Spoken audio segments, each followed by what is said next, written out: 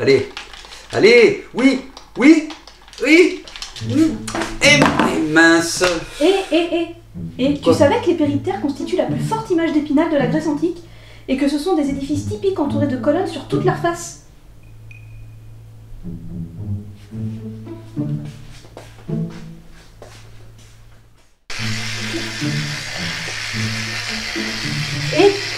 Et tu savais que le Dionkos est un chemin d'allée qui permet de déplacer les bateaux sur terre en les guidant à pied? Quoi?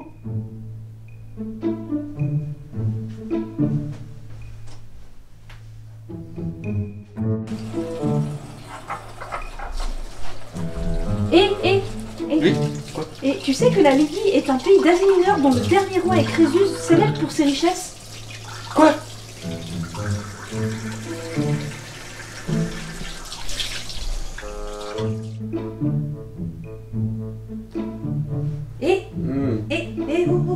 Quoi? Oui, tu savais que proskenion désigne l'estrade où jouaient les acteurs dans les théâtres grecs? Et toi, tu savais qu'à la fin de leur spectacle, ils éteignaient la lumière?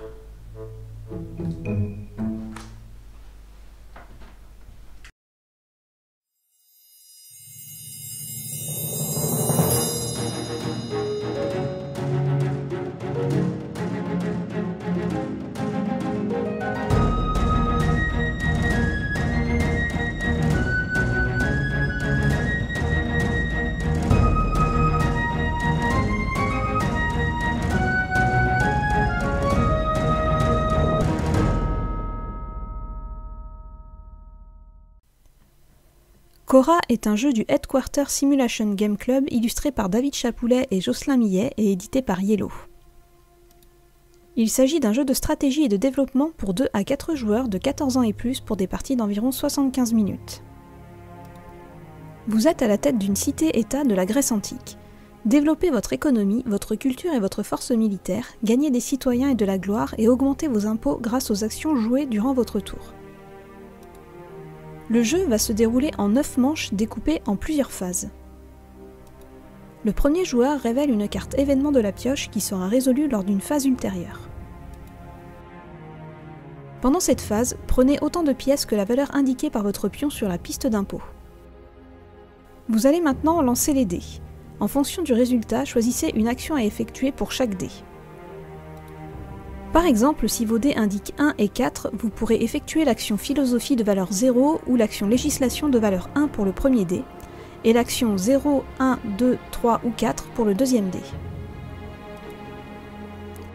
A savoir que la piste citoyen permet de réaliser des actions de valeur plus élevée que votre dé en dépensant le nombre de citoyens requis sur la piste. Tous les joueurs révèlent leurs actions programmées. On réalise alors une par une les actions de tous les joueurs dans l'ordre numérique en commençant par la tuile de valeur 0. Voici les 7 différents types d'actions. Philosophie, gagner un parchemin. Législation, gagner des citoyens et des cartes politiques. Culture, gagner des points de victoire en fonction de la piste culture. Commerce, gagner des drachmes en fonction de votre piste d'économie et acheter un jeton connaissance mineur. Militaire, gagner autant d'armées que la valeur de votre piste militaire puis réaliser une colonisation. Politique, jouez une carte politique de votre main si vous avez les jetons connaissance et les drachmes requis. Développement, débloquez le développement suivant de votre cité-État en ayant les jetons et les drachmes requis. Choisissez une seule piste de votre plateau cité et payez le coût indiqué pour avancer votre pion au niveau suivant. Certaines fois, cela aura pour effet de débloquer des bonus. Appliquez l'effet de la carte événement révélée lors de la première phase. Vérifiez si vous remplissez un des objectifs présents sur le tableau central. Si c'est le cas, placez un jeton succès sur son emplacement. Gagnez un niveau d'impôt ou de gloire si vous êtes le seul joueur à l'atteindre, ou un niveau d'impôt si vous êtes plusieurs. Ajoutez aux points gagnés au cours de la partie les points de victoire des effets développement, des cartes politiques, et enfin multipliez le nombre de jetons connaissances majeures avec votre niveau de gloire. Le joueur avec le plus de points remporte la partie. Il est maintenant temps de découvrir un tour de jeu de Cora.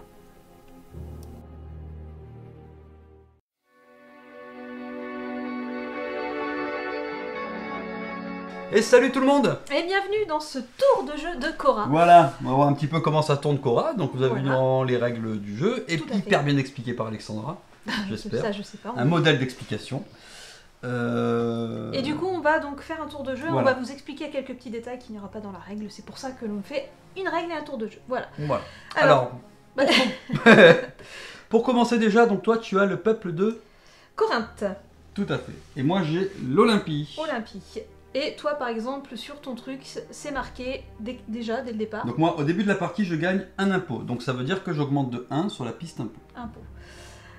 Annonce de l'événement. Donc tour de jeu, c'est tout rappelé là sur le Sur le truc. côté du plateau. Donc du coup, premier truc, annonce de l'événement. Donc, tu Voilà, racontes annonce de l'événement. l'événement. Donc là, pour le premier événement, c'est toujours le même, mais vous allez avoir donc 7 événements.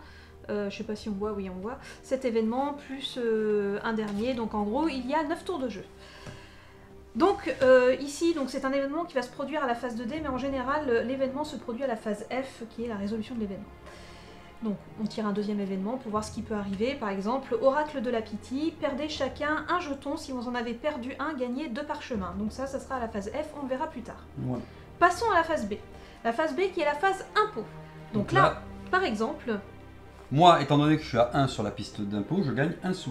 voilà, moi je suis à 0, donc je gagne.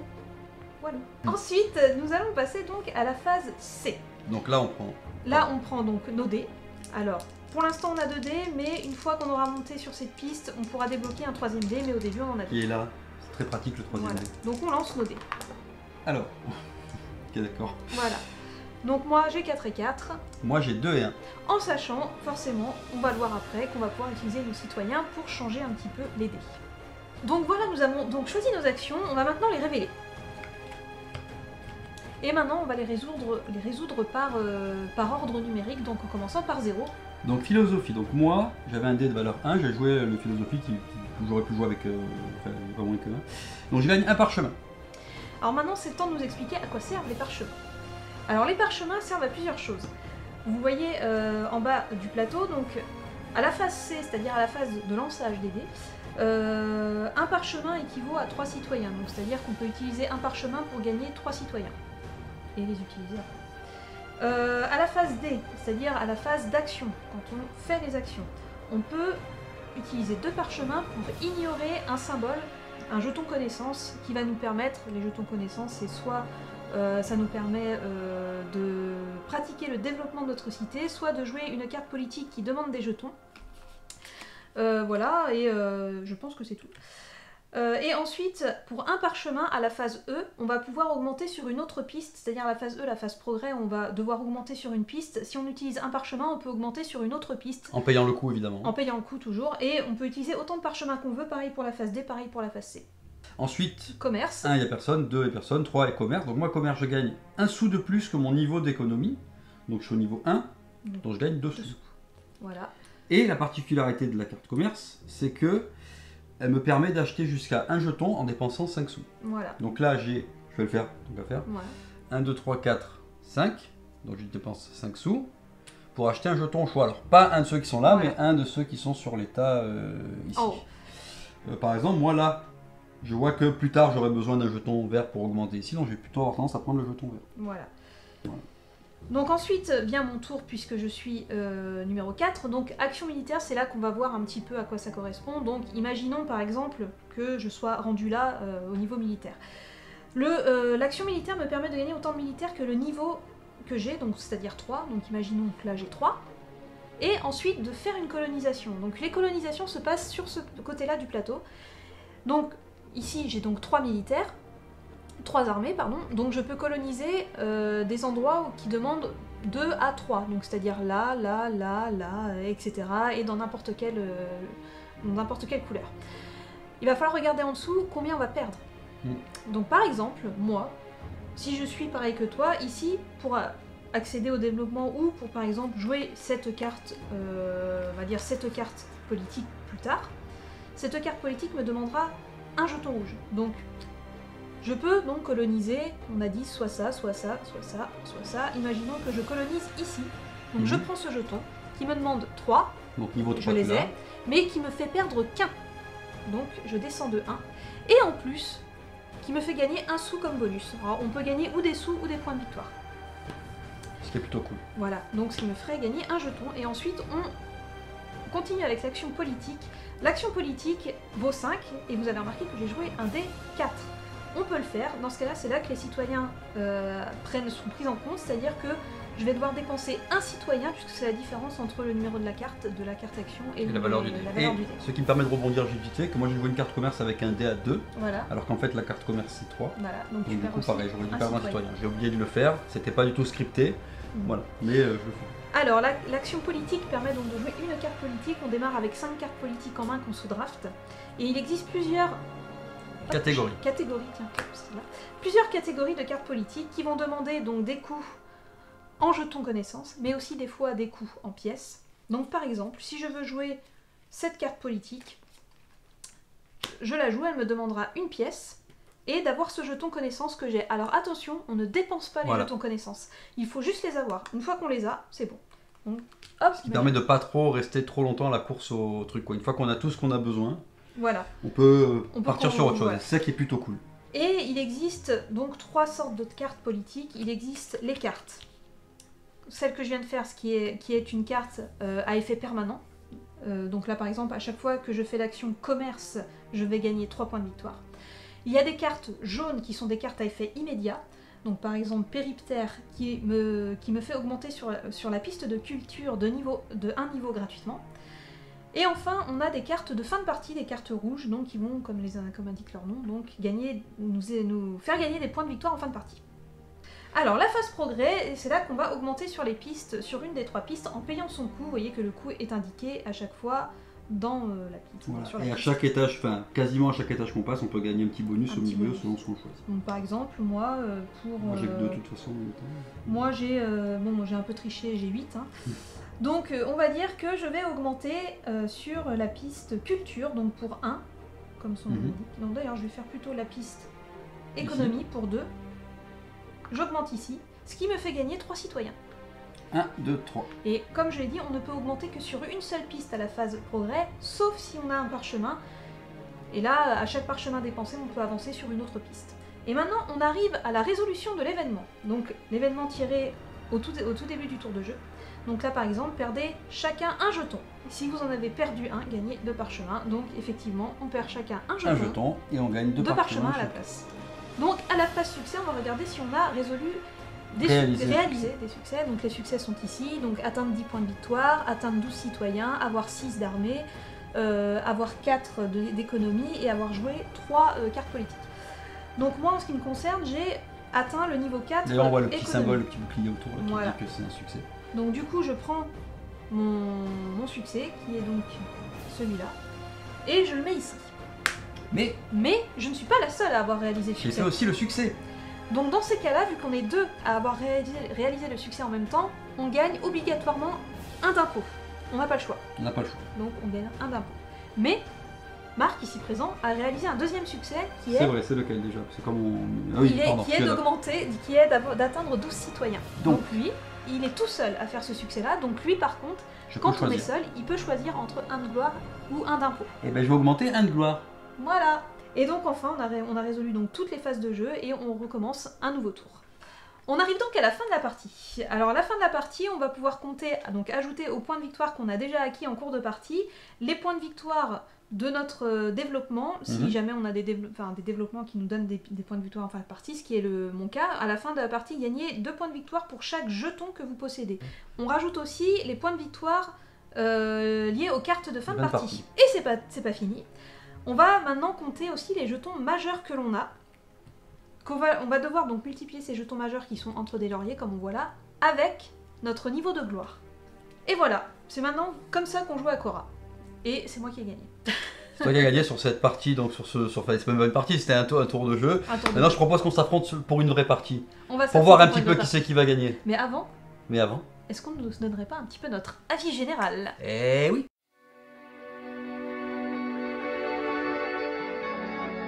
Alors Alexandra, qu'est-ce que tu as pensé de Cora? Alors Cora, Je sais que tu as des choses à dire. Je sais que j'ai des choses à dire, effectivement. Alors Korra, c'est vrai que j'ai lu beaucoup de choses avant de l'acheter, comme quoi apparemment Korra c'était très bien, mais que le militaire était largement mis en avant. Alors oui et non. Disons que c'est vrai que les premières parties, souvent, on a tendance à penser que le militaire, c'est ce qui fait gagner. Mais en fait, pas tellement.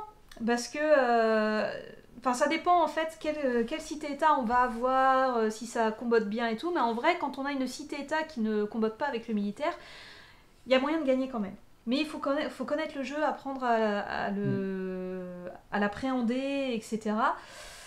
Et par contre, moi, j'aurais peut-être un petit bémol sur les cartes événements. Les cartes événements, effectivement, je pense que c'était pas vraiment utile de rajouter des cartes événements et que, à mon goût, il y en a quand même beaucoup trop qui sont dirigés vers le militaire. Enfin, pour ceux qui jouent le militaire, sont souvent plus avantagés. Après aussi, est-ce que c'est parce que moi, j'ai vécu une partie où je jouais pas du tout militaire et qu'il y a 3 cartes événements qui sont arrivées les unes à la suite des autres, qui mettaient donc en avant ceux qui jouaient militaire, je ne sais pas. Mais en tout cas, voilà, c'est pour dire que oui et non. Au début, oui, on a l'impression si on joue pas le militaire, on est un petit peu... on va perdre, quoi. Mais au final, au fur et à mesure des parties, on se rend compte que pas forcément. Il faut juste jouer à fond, comboter à fond notre cité-état, qui nous demande de jouer d'une certaine manière. Et voilà, quoi. Après, effectivement, il faut aussi penser à débloquer son 3ème dé assez vite, parce que si quelqu'un le débloque assez vite et que nous, on le débloque très tard, on prend du retard, clairement. Je vois très bien ce que tu veux dire. Voilà, mais en règle générale, j'aime beaucoup ce jeu. Encore un jeu Game Yellow Expert, donc je l'ai déjà dit dans la vidéo précédente, ou la vidéo d'avant, enfin, notre top 10 de notre ludothèque, que la gamme Yellow Expert, j'aimais énormément. Et celui-là, c'est pas mon préféré, il y en a que j'aime beaucoup plus que lui, mais il est quand même très très bon, la mécanique est fluide, ça marche bien. Il y a juste assez de réflexion sans vraiment être prise de tête. Il y a toujours moyen un petit peu d'influer sur les dés grâce aux citoyens. Même si moi, ça m'arrivait pendant une partie de ne plus avoir de citoyens et de faire des lancers de dés foireux. Bon, bah voilà, après c'est moi qui ai mal joué. Et voilà, après sinon, non, il y a pas grand chose de plus que je pourrais dire dessus. Que ouais, je l'aime bien, c'est juste qu'effectivement, il faut apprendre à jouer à ce jeu. Moi j'aime beaucoup Korra. Alors, après, moi j'ai toujours un avis positif sur des jeux où, quand j'ai bien compris comment on joue. Ah oui, parce qu'il gagne tout le temps en fait. Mais on va essayer d'être réellement objectif sur ça. Korra, c'est. Selon moi, un jeu qui est flagué Yellow Expert, enfin qui est flagué, on dirait expert, par le fait. Mais je le trouve quand même assez facile d'accès. Oui. Je trouve qu'il y a quand même.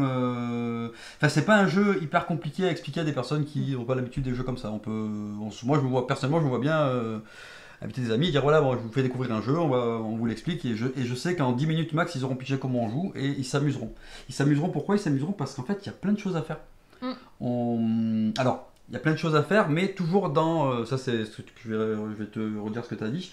Effectivement, le fait de choisir un peuple au début, enfin une cité-état au début, en gros, ça nous donne un petit peu la direction dans laquelle il va falloir qu'on aille. C'est ça. Voilà. Si on joue à l'inverse, c'est quasiment certain qu'on fera pas grand-chose, quoi. Ça, c'est sûr. Exact.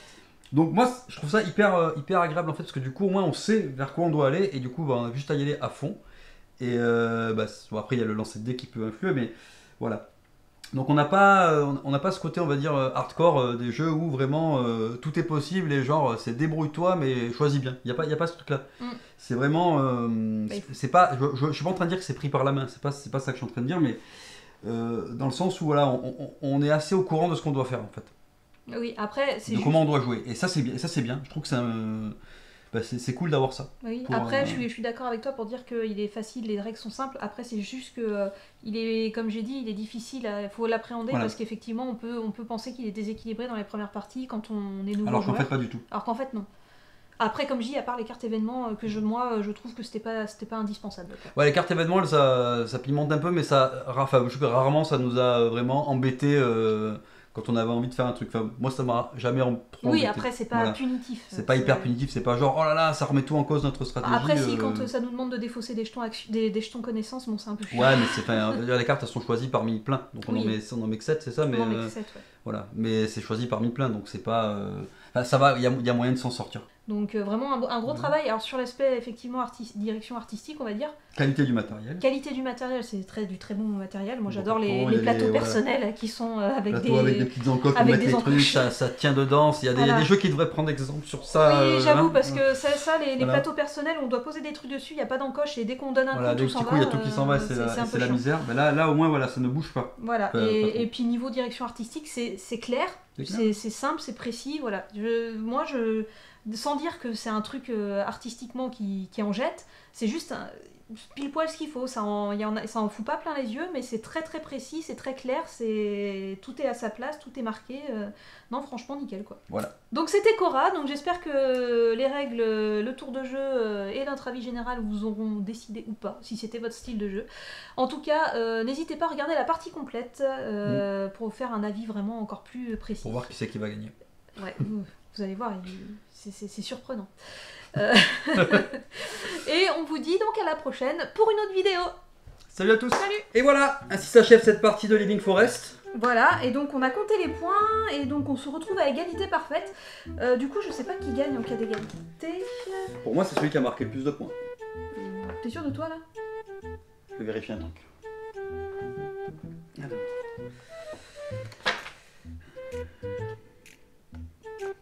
Tu savais que le vol le plus long d'une poule est de 30 secondes?